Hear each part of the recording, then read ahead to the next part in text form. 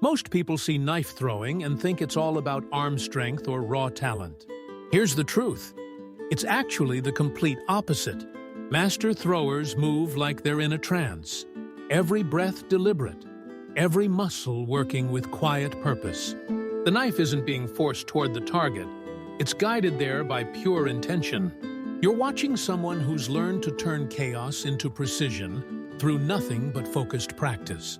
That satisfying thunk when steel meets wood, that's the sound of someone who stopped fighting the process and started flowing with it. Ancient warriors knew this secret. Craftsmen understood it. And now you're seeing it in action. The blade tells you everything about where your mind was the moment you let go. It's brutally honest that way. Once you experience that connection between mental clarity and physical result, you start to understand why people get obsessed with this art form. The difference between knife throwers who quit early and those who become masters comes down to two game-changing abilities that most people never develop. First, when your blade misses the target and everyone's staring, you don't get rattled. You step back, take a breath, and study what happened. Your stance, your grip, your focus. Everything becomes information instead of frustration. Second, when you've been practicing for months and your throws are still all over the place, you don't walk away. You keep showing up. You keep throwing. Because you've figured out that getting better isn't about avoiding mistakes. It's about refusing to let mistakes stop you. These abilities don't stay trapped in your throwing practice. They follow you everywhere. Your brain learns to stay cool when pressure builds. Your spirit learns to get stronger after setbacks.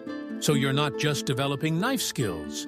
You're building mental toughness that changes how you handle everything else that matters to you. Those two abilities I talked about yesterday, they're actually the foundation of every major success story you've ever heard. Entrepreneurs who built empires had to stay calm when investors turned them down and keep pushing when the market looked impossible. Athletes who reached the top had to learn from their losses without getting bitter and train even when their bodies screamed to quit. Artists who created something lasting had to take harsh feedback and keep creating when inspiration felt miles away. Knife throwing gives you a direct path to develop these same abilities. Each practice session becomes training for your mind and your resilience.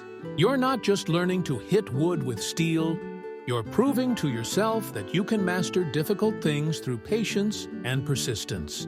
When you can stand there, 15 feet from your target, breathe deep, and release that blade with complete trust in your preparation, you've discovered something powerful about yourself. You've shown yourself that you can handle pressure and stick with hard things until they become second nature. That knowledge changes everything. Suddenly, no goal feels too big, no challenge too scary.